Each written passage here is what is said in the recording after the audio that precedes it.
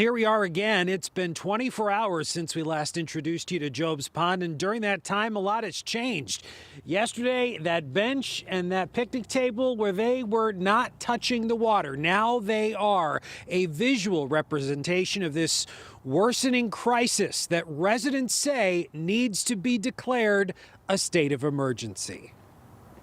It's heartbreaking, to see it like this. Ellen Mantle and her 89-year young mother, Evelyn, There's probably 40 sandbags on the water side. invited us inside their multi-generational family cottage on Job's Pond in Portland as they confront the very real possibility of relocation. Finding some other place to stay. Hopefully, we can locate some places. My brother is already making space at his house in Cromwell for my mom in the event that, she has to move out. Ellen then brought us next door. My poor house here.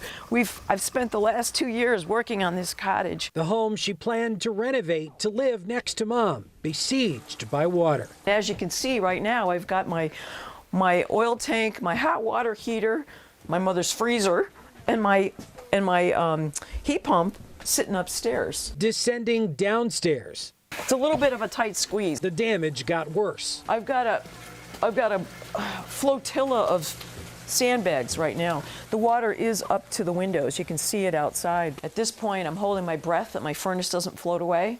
We've tried to encapsulate it in rubber. Hours later came what they hope is a literal lifeline. We're going to explore whatever resources are available. Senator Blumenthal, joined by state and local officials, surveyed the situation. Is your septic system now flooded? Well, yeah. Committing to communication. I can tell you I'm going to personally call Ned Lamont as we leave here. But already living on borrowed time, the residents say the time for talk is over. They need a fix, short term, pumping water over a mile into the Connecticut River. Our time frame is 2 weeks on that to get the request to headquarters.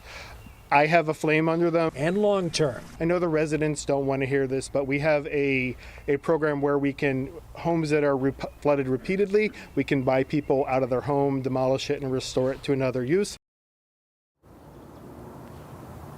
But Morgar told me ultimately they are hoping to avoid that scenario by installing some underground piping, possibly, that would prevent this type of catastrophic flooding in the future. At the end of the day, though, this all comes down to time. What will arrive first, the help or the water?